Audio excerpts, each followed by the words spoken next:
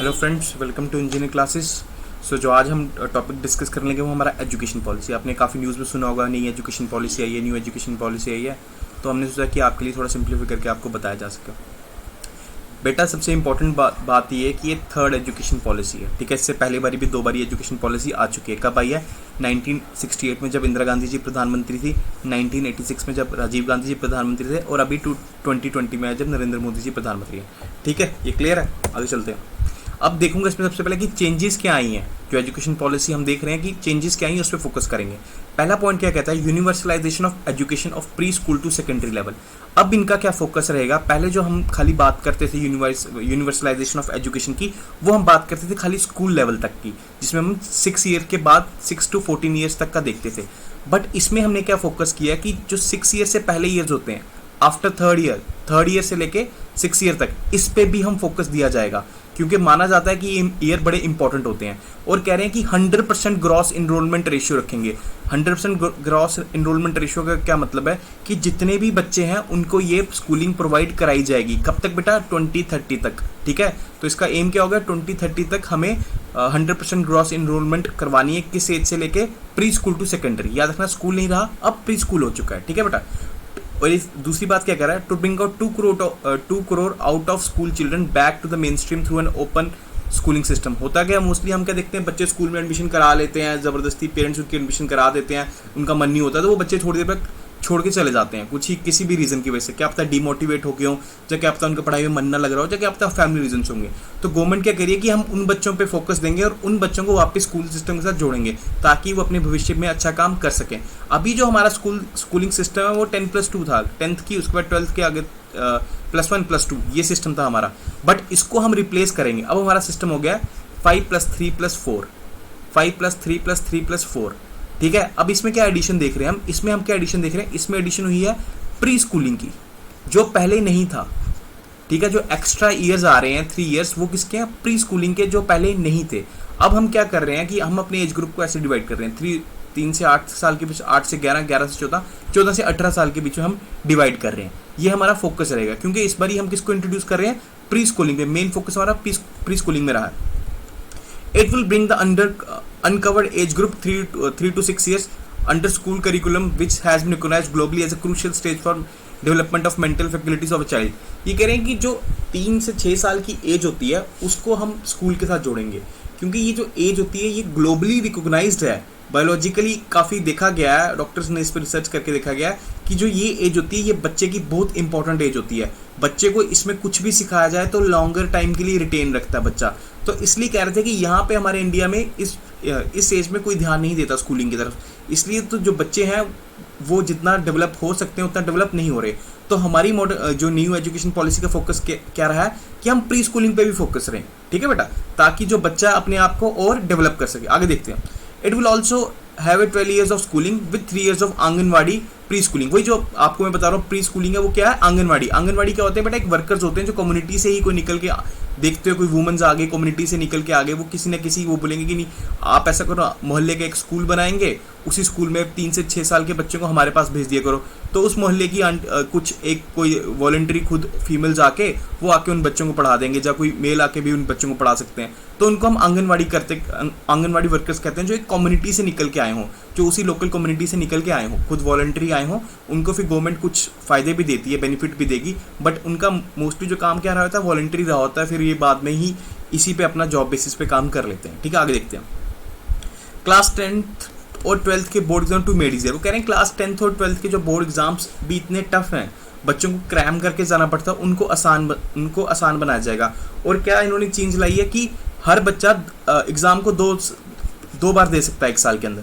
हर बच्चा एग्जाम को 2 बार दे सकता है। अगर उसे लगता है कि उसका वो अटैम्प्ट नहीं सही रहा, जो उसमें उसके मार्क्स कम आए, तो फिर से एक बारी वो अटैम्प्ट दे सकता अपना। School governance is set to change, new accreditation framework and independent authority to regulate both public and private schools. कह रहे हैं कि स्कूल की जो गवर्नेंस सिस्टम था अब उसको चेंज कर लेंगे। अब हम नया सिस्टम लाएंगे जो ये चेक करेगा क्वालिटी वाइज कि क्या स्कूल अच्छा परफॉर्म कर भी रहे हैं कि नहीं परफॉर्म कर रहे हैं। एक इंडिपेंडेंट बॉडी बनाएगा जो दोनों को रेगुलेट करेगा, प्राइवेट को भी रेगुलेट करेगा और गवर्नमेंट को भी रेगुलेट करेगा। emphasis on foundation of literacy and numeracy, no rigid separation between academic streams, extracurricular activity, vocational streams in school।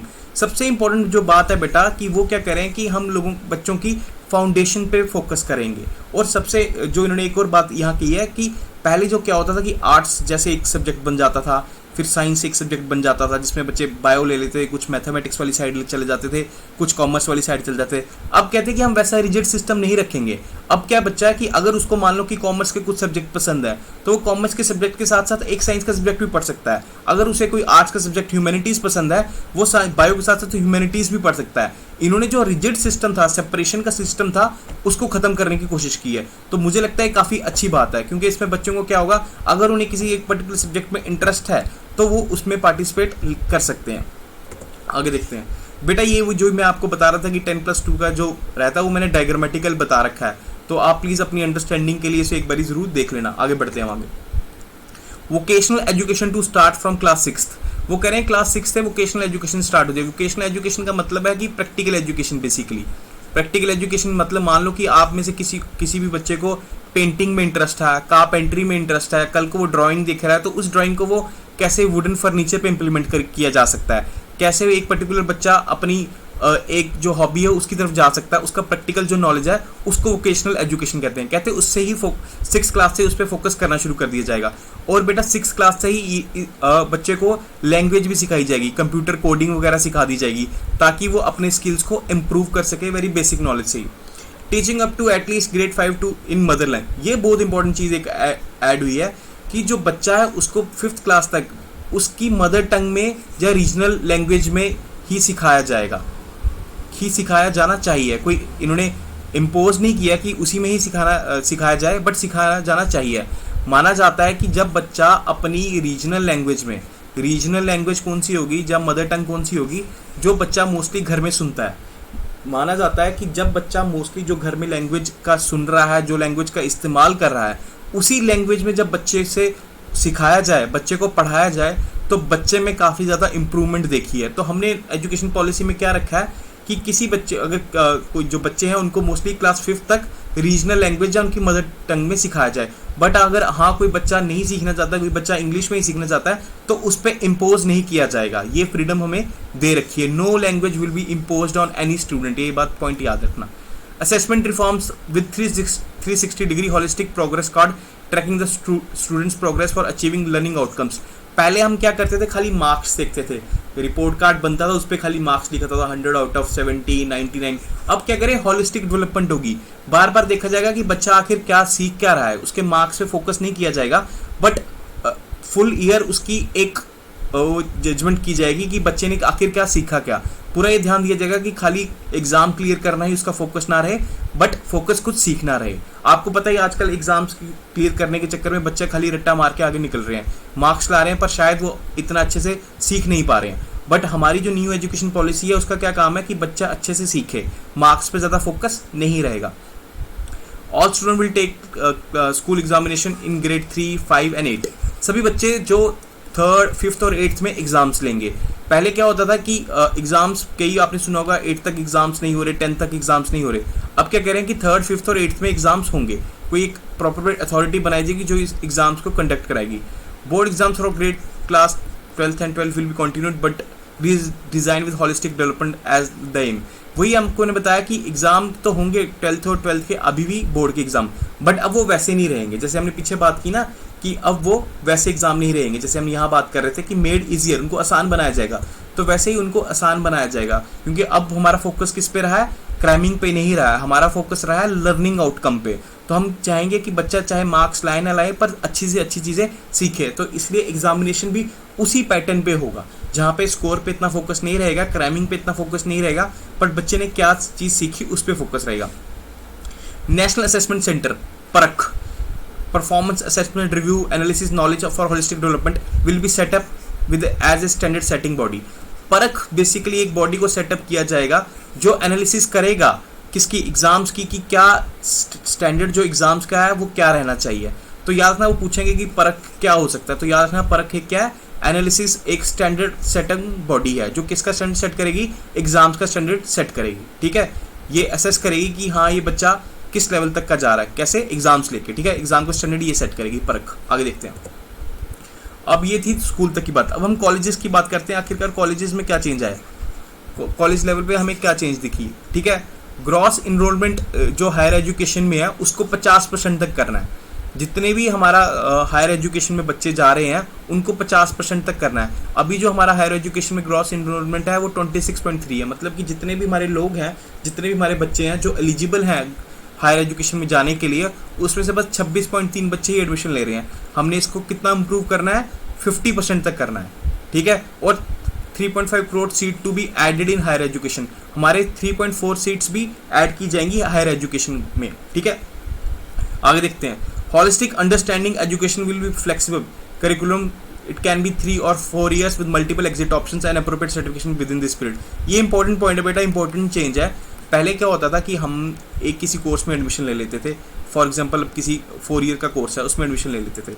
अब मान लो कि सेकंड ईयर बाद हमें रियलाइज़ हो रहा है कि हम ये कोर्स हमारे इंटरेस्ट का नहीं है, जहाँ हमें वो बात नहीं बन रही, हम जितना जो हमारा पोटेंशियल है वो निकल के बाहर नहीं आ रहा, तो हम क्या करते थे, इस कोर्स को छोड़ नहीं सकते थे, क्योंकि हमारे पास ऑप्शन नहीं होता था कि अगर 2 साल के बाद छोड़ा तो हम वेस्ट हो गए, क्योंकि उस 2 साल जो हमने कोर्स पढ़ा है उसका हमें कोई फ़ायदा नहीं होगा। बट अब क्या रखा है गवर्नमेंट ने कहा है कि आप ऐसा करो, 2 साल बाद छोड़ते हो तब भी हम आपको सर्टिफिकेट देंगे। जितने भी टाइम आपने वो कोर्स पढ़ा, जो कुछ भी आपने सीखा, उसका आपको सर्टिफिकेशन मिलेगा, उसका आपको पॉइंट्स मिलेगा, ताकि कल को आप किसी और कॉलेज में एडमिशन लो तो उसे आप दिखा सकते हो कि सर अगर इतने पॉइंट्स चाहिए होते हैं, मेरे पास इतने पॉइंट्स पहले के पड़े हैं, ठीक है। और मोस्टली जो हमारे कोर्सेज रहेंगे वो 3 years के रहेंगे, 3 years के रहेंगे, ठीक है बेटा।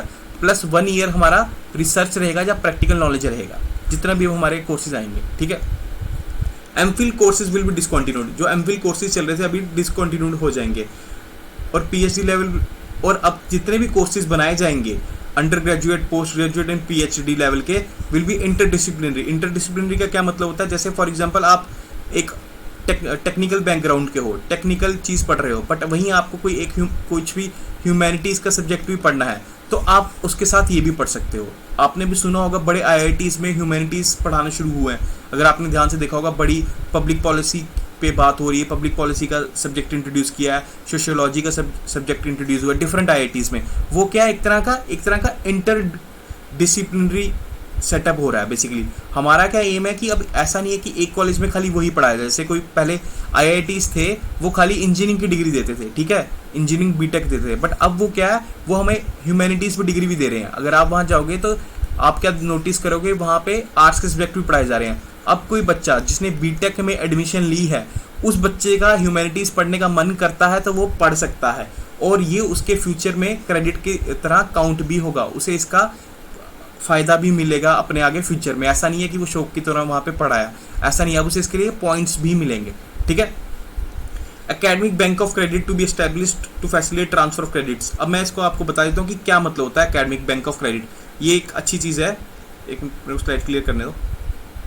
हाँ, अब आपने देखा होगा कि कुछ कॉलेजेस में, कभी यूनिवर्सिटीज़ में आपने क्या नोटिस किया होगा कि वहाँ जैसे फर्स्ट सेमेस्टर हुआ, सेकंड सेमेस्टर हुआ, थर्ड सेमेस्टर, फोर्थ सेमेस्टर, हर सेमेस्टर के पॉइंट्स होते हैं। जैसे इसके 5 पॉइंट्स हो गए, इसके 6 पॉइंट्स हो गए, इसके 7 पॉइंट्स हो गए, इसके 8 पॉइंट्स हो गए, ठीक है। फिर एंड में ये सारे पॉइंट्स इकट्ठे कैलकुलेट किए जाते हैं, फिर अगर आपके पॉइंट्स पूरे बनते हैं तो आपको डिग्री मिलती है।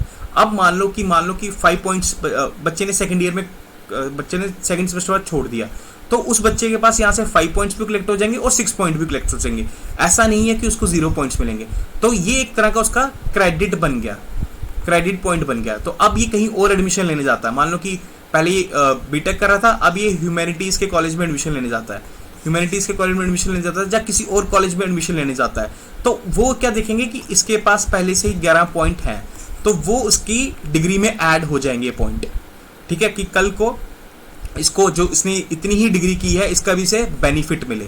एक तरह का हम अब पॉइंट सिस्टम कर रहे हैं। बड़ी बारी देखा होगा आपने, क्रेडिट्स कहते हैं बेसिकली इसको। तो क्या कह रहा है, academic bank of credit to be established to facilitate transfer of credits. वही कि एक तरह का बच्चे के हिसाब से उसका क्रेडिट बैंक एस्टैब्लिश हो जाएगा, जिसमें उस बच्चे के एजुकेशनल पॉइंट्स रहेंगे। अगर उसने मान लो कि फर्स्ट सेमेस्टर अटेंड किया तो उसके बाद 5 पॉइंट रहे, कल को वो किसी और कॉलेज में जाता है तो वो उसका सेम क्रेडिट अकाउंट से वो बता सकता है कि सर मेरे को उस कॉलेज से 5 पॉइंट मिल रखे हैं, तो वो जब वो डिग्री कंप्लीट करेगा इस कॉलेज की तो 5 पॉइंट भी ऐड हो जाएंगे। क्लियर है, समझ आ रहे हैं? ये क्या दे रही है बच्चे को, एक इंडिपेंडेंस दे रही है, एक फ्रीडम दे रही है कि वो अपने हिसाब से अपनी डिग्री को आगे लेके जा सकें। ठीक है, आगे देखते हैं। Multidisciplinary education research universities to be established, MERUs, multidisciplinary education research universities to be established. ये जैसे मैंने आपको किसकी एग्जांपल दी, आईआईटी की।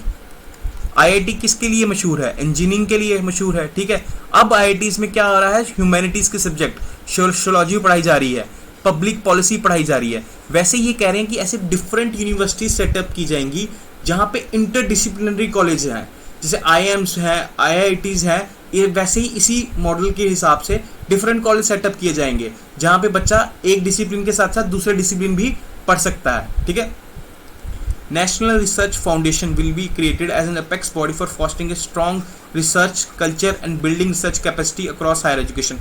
हमारी कंट्री में एक बहुत बड़ी प्रॉब्लम है कि बच्चे रिसर्च में बहुत कम जाते हैं, बच्चे बहुत कम रिसर्च में जाते हैं। जितनी हमारी बड़े बड़े इंस्टीट्यूट्स हैं, एजुकेशन इंस्टीट्यूट्स हैं, जितनी वहाँ एडमिशन हो रही है, तो बच्चे वहाँ से मोस्टली रिसर्च में बहुत कम जाते हैं, मोस्टली बच्चे प्लेसमेंट ले लेते हैं। तो अब उन्होंने क्या किया, नेशनल रिसर्च फाउंडेशन एक बॉडी बना ली है जो क्या ध्यान देगी, जो ये ध्यान देगी कि बच्चों में एक रिसर्च कल्चर बने, बच्चों के अंदर एक वो रहे कि हाँ हमें रिसर्च की तरफ जाना चाहिए। ये हमारे बेटा आने वाले टाइम पे बहुत हेल्प करेगी, क्योंकि हमारी कंट्री में भी R&D में बहुत कम काम होता है, रिसर्च एंड डेवलपमेंट में बहुत कम काम होता है, हम मोस्टली अपनी इनोवेशंस पे बहुत कम काम कर रहे हैं, पर इस बॉडी की वजह से हमारे लिए बहुत हेल्पफुल रहेगी आगे। ठीक है, आगे देखते हैं। और क्या बोला है यहाँ पे, higher education commission of India set up होगी। ये एक अम्ब्रेला बॉडी होगी, higher education commission of India set up होगी। ये क्या करेगी, यूजीसी, AICT, NCT, जितना भी अभी ये जो काम चल रहा है, इनसे इनका काम लेके अकेली खुद की बॉडी करेगी, ताकि कि एक ही बॉडी को पता चल सके कि उसे ग्राउंड पे क्या काम करना है और क्या काम हो रहा है। For entire higher education excluding medical and legal education. याद रखना, मेडिकल एंड लीगल एजुकेशन के लिए एक्सेप्शन रहेगी। क्यों? क्योंकि ये थोड़ी टेक्निकल एजुकेशन आ जाती है। मेडिकल का ऑब्वियसली जनरल बॉडी को नहीं पता होगा, लीगल का भी जनरल बॉडी को नहीं पता होगा, बट बाकी जितना भी काम देखा जाएगा वो सब किससे देखा जाएगा, higher education commission of India. तो इस पॉलिसी के तहत हमने क्या कुछ देखा, higher education of commission of India भी एस्टैब्लिश होने लगा है, नेशनल रिसर्च फाउंडेशन भी एस्टैब्लिश होने लगी है, फिर यहाँ पे मेरूज भी एस्टैब्लिश होंगे। ठीक है, फिर एकेडमिक बैंक ऑफ क्रेडिट भी एस्टैब्लिश होगा। ठीक है, फिर हमने यहाँ पीछे क्या देखा था, परख करके एस्टैब्लिश होगा। परख किसके लिए रहेगा, स्कूल के बच्चों के लिए रहेगा। National academic bank of credit किसके लिए रहेगा, कॉलेज के बच्चों के लिए रहेगा। नेशनल रिसर्च फाउंडेशन कॉलेज के बच्चों के लिए रहेगा। हायर एजुकेशन कॉलेजेस के लिए रहेगा। एक तरह का इंस्टीट्यूशन है जो क्या देखेगा, जितनी भी हायर एजुकेशन में स्टडीज वगैरह चल रही है उनको देखेगा। ठीक है, public and private bodies to be govern by same norms, same set of norm ही गवर्न करेंगे पब्लिक को भी और प्राइवेट बॉडी को भी। ठीक है, अब जो ये HEICI बॉडी बनेगा, इसमें चार और बॉडीज होंगी इसके अंदर ही। National higher education regulatory council, ये रेगुलेट करेगी एजुकेशन को। जनरल एजुकेशन काउंसिल, ये देखेगी कि जो भी हमारा स्टैंडर्ड सेट किया जा रहा है, एजुकेशन का जो स्टैंडर्ड सेट किया है वो ग्लोबल स्टैंडर्ड रहे, अच्छा स्टैंडर्ड रहे। हायर एजुकेशन ग्रांट काउंसिल, ये देखेगी कि जितने भी हमारे कॉलेजेस हैं उनको फंडिंग मिलती रही। नेशनल एक्रेडिशन काउंसिल, ये क्या देखेगी कि क्वालिटी वाइज, एक्रेडिशन का मतलब है क्वालिटी चेक करना कि क्या ये जो बोला गया था वही क्वालिटी प्रोवाइड करा रहे हैं कि नहीं करवा रहे हैं। ठीक है, तो इसी के अंदर हमने क्या देखा, national higher education regulatory council set होगा, जनरल एजुकेशन काउंसिल सेट होगा, higher education grants council set होगा और नेशनल एक्रेडिशन काउंसिल सेट होगा। ठीक है, ये सब हमारे अभी नए सेटअप होंगे, new education policy. Over a period of time every college is expected to develop into either an autonomous degree granting college और एक constituent college of a university. कुछ टाइम बाद क्या फोकस रहेगा कि जितने भी हमारे कॉलेजेस हैं जो अभी चल रहे हैं, इनका क्या काम हो जाए, ये एक तरह की यूनिवर्सिटी में बन जाए। क्या हो, एक किसी यूनिवर्सिटी का पर्टिकुलर कॉलेज बनेंगे। आपने सुना होता था पहले कुछ कॉलेज होते हैं एफिलेटेड टू पर्टिकुलर यूनिवर्सिटी, तो इनका मानना है कि एफिलेशन वाले कॉलेजेस को खत्म किया जाएगा। वही कॉलेज जहाँ खुद में किस में कन्वर्ट हो सकते हैं, यूनिवर्सिटी में कन्वर्ट हो सकते हैं, जहाँ किसी एक पर्टिकुलर यूनिवर्सिटी का कॉन्स्टिट्यूएंट बन सकते हैं। ठीक है, आगे देखते हैं। अब इतनी सारी चेंजेस आ रही है तो कुछ उन लोगों के लिए चेंजेस भी आएगी जो टीचर हैं, जो पढ़ाते हैं। तो टीचर्स के लिए क्या हो रहा है, a new comprehensive national curriculum framework for teacher education, पूरा एक नया कॉम्प्रिहेंसिव एजुकेशन फ्रेमवर्क ही बन रहा है। ठीक है, जिसके तहत ही टीचर्स पढ़ाएंगी। Formulated by national NCERT, national council for teacher education, national council of teacher education ही हमारा ये पूरा करिकुलम सेटअप कर रही है इन कंसल्टेशन विद NCERT के तहत ये हमारा सेटअप होगा। ठीक है, by 2030 the minimum degree qualification for teaching will be 4 year integrated B.Ed degree. अभी अब हमारे टीचिंग का जितना भी क्राइटेरिया रहा है, पर 2030 तक जो क्राइटेरिया क्या हो जाएगा कि हमें कम से कम भी 4 साल की B.Ed डिग्री करनी होनी ही चाहिए। ठीक है बेटा, आगे देखते हैं। अदर फोकस एरिया क्या रहा है पॉलिसी का, Autonomous body of National Education Technology Forum (NEFT) will be created to provide platform for both for free exchange of ideas and use technology enhanced learning assessment. एक platform बनाया करेगा जहाँ पे बच्चे अपने आइडिया शेयर कर सकते हैं, टीचर अपने आइडिया शेयर कर सकते हैं, किसके लिए? एक प्लेटफॉर्म करने, एक ऐसा फ्री प्लेटफॉर्म बनाने के लिए जहाँ पे हमारा क्या हो, टेक्नोलॉजी का यूज़ हो, एनहांस लर्निंग हो सके, असेसमेंट की जा सके, प्लानिंग की जा सके, एडमिनिस्ट्रेशन की जा सके, ठीक है। NEP 2020 emphasise on setting up a gender inclusion fund. अभी आपने जेंडर इंक्लूजन फंड का क्या मतलब है कि कुछ ऐसा फंड बनाया जाएगा जो ये ध्यान देगा कि क्या बोलते हैं, हमारी जो गर्ल्स हैं, हमारी जो फीमेल्स हैं, वो भी एजुकेशन के साथ जुड़ी जा सकें, वो भी हमारी स्कूल्स और हायर एजुकेशन के साथ जुड़ी जा सकें। तो एक जेंडर इंक्लूजन फंड बनाया जाएगा जिसमें क्या किया जाएगा, कुछ हम सब्सिडीज़ दे सकते हैं लड़कियों के लिए हायर एजुकेशन फीस में, कुछ हम उनको अट्रैक्ट करने के लिए स्कॉलरशिप वगैरह दे सकते हैं। तो ऐसा कुछ बनाया जाएगा। स्पेशल एजुकेशन जो zone for disadvantage regions and group, अब कुछ एक पर्टिकुलर एरिया है मान लो इन कंट्री के अंदर, वहाँ पे जो एजुकेशन है वो इतनी अच्छी नहीं है, वहाँ के जो एजुकेशन होनी चाहिए थी वैसी नहीं है, तो उसके लिए एक स्पेशल एजुकेशन जोन बनाया जाएगा जो स्पेसिफिकली फोकस करेगा किस पे, एजुकेशन इन्हांसमेंट पे, ठीक है। अब न्यू पॉलिसी क्या प्रपोर्ट करती है, मल्टीलिंगुअलिज्म। मैंने आपको बताया कि इसमें हमने क्या देखा कि 5th क्लास तक इसमें हम वो कर सकते हैं, पढ़ सकते हैं, मदर लैंग्वेज में पढ़ सकते हैं, पर वो भी कंपलसरी नहीं है। अगर कोई बच्चा नहीं पढ़ना चाहे तो नहीं पढ़ सकती है और इसलिए हम क्या देखेंगे कि डिफरेंट लैंग्वेजेस में अब पढ़ाई हो सकती है। मान लो कि कोई बच्चा किसी अच्छे कॉलेज में गया, उसको इंग्लिश ही मिलती थी पहले, अब वो कह सकता है कि सर मुझे इंग्लिश के साथ हिंदी में ही पढ़ना है, मैं इंग्लिश में नहीं पढ़ सकता, तो उसको हिंदी भी वहाँ पे प्रोवाइड कराई जाएगी। National institute of Pali, Persian and Prakrit setup होंगे। National institute of Pali, Persian, सारी लैंग्वेजेस हैं बेटा जो हमारे एंशिएंट इंडिया में होती थी, बट आहिस्ता आहिस्ता टाइम के साथ हम लोगों ने इसको कम करना, डे टू डे में हम इसका कम यूज़ करते हैं, तो उसके लिए प्रॉपर इंस्टीट्यूट सेट होंगे। Indian institute of translation and interpretation to setup, इसके लिए proper Indian institute of translation and interpretation set होगा जो क्या करेगा, इन लैंग्वेजेस को इंटरप्रेट करेगा, ठीक है, और हमारे और इसको फिर से रिवाइव करने की कोशिश करेगा। Centre and state will work together to increase GDP, public investment in education sector to reach 6% of GDP. ये फैक्ट बहुत ज़्यादा इंपॉर्टेंट है आपके पेपर के लिए, बहुत ज़्यादा। अब क्या है कि सेंटर और स्टेट दोनों काम करेंगे कि हमारी जो जीडीपी है, एक्सपेंडिचर जो हो रहा है एजुकेशन पे, उसका 6% हो जाए जितना जल्दी हो सके। आपको पता है इस पर दोनों का सेंटर और स्टेट दोनों मिलकर काम करेंगे, क्योंकि जो हमारी जो एजुकेशन है वो एक तरह का हमारा क्या सब्जेक्ट है, हमारा कॉन्करेंट लिस्ट का सब्जेक्ट है। जो कॉन्करेंट लिस्ट का सब्जेक्ट होता है उसमें कौन स्टेट भी लॉ बना सकता है और सेंटर भी लॉ बना सकता है, तो इकट्ठे ये काम करेंगे, इकट्ठे इन्वेस्टमेंट करेंगे। कितने तक पहुंचने का टारगेट है, 6% of the GDP. Digital education पे फोकस रहेगा, स्पेशल यूनिट बनाई जाएगी जो क्या फोकस करे कि इंफ्रास्ट्रक्चर अच्छा हो, डिजिटल कंटेंट अच्छा हो और अच्छी कैपेसिटी हो हमें डिजिटल एजुकेशन से हमें मोस्टली लोगों तक पहुंचने के लिए। Meritorious students belonging to SC, ST, OBC will given incentive. जितने भी हमारे मेरिटोरियस स्टूडेंट्स होंगे SC और ST के और OBC के, उनको स्पेशल इंसेंटिव्स दिया जाएगा, स्कॉलरशिप्स दी जाएगी, ताकि वो एजुकेशन के साथ और से और ज़्यादा जुड़े और उनको फ़ायदा हो, बेनिफिट हो, ठीक है। Private schools encourage to give scholarship students, private school को भी इनकरेज किया जाएगा कि आप भी अपने बच्चों को स्कॉलरशिप्स हो। Cabinet has approved the renaming of ministry of human resource development to ministry of education.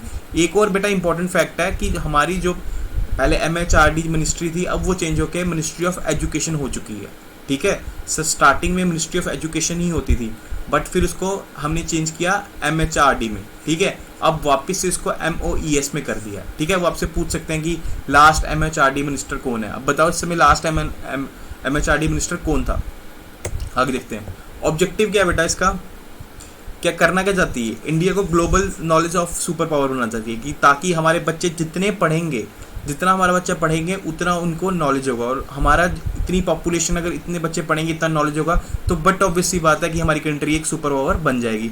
New policy seeks rectification of poor literacy numeracy outcomes associated with primary school. हमने क्या देखा है कि बड़ी बारी ऐसा होता है कि बच्चे 8th तक पढ़े हुए हैं, ठीक है, पर जैसे ही कोई हमने सर्वे फाउंड किया, प्रथम वगैरह सर्वे, तो उसमें क्या नोटिस किया कि 8th क्लास के बच्चों को नॉर्मल मैथ्स नहीं आ रहा, 2nd क्लास का मैथ्स नहीं आ रहा। कह रहा है कि जो ऐसी प्रॉब्लम्स रही थी इसको हम रेक्टिफाई करेंगे, इसको ठीक करेंगे। Reduction in drop out level, कहते कितने बच्चे होते हैं जो एडमिशन ले लेते हैं स्कूल में, बट कुछ टाइम बाद वो ड्रॉप आउट करना पड़ता है, वो किसी भी रीजन के कारण पढ़ नहीं सकते, तो उस पर भी हमारा फोकस रहेगा। मल्टी डिसिप्लिनरी अप्रोच रहेगी, आपको मैंने बताया मल्टी डिसिप्लिनरी अप्रोच रहेगी। अगर कोई मान लो कॉमर्स का बच्चा है, उसको कुछ टेक्निकल सब्जेक्ट है पसंद है, तो वो टेक्निकल सब्जेक्ट भी पढ़ सकता है।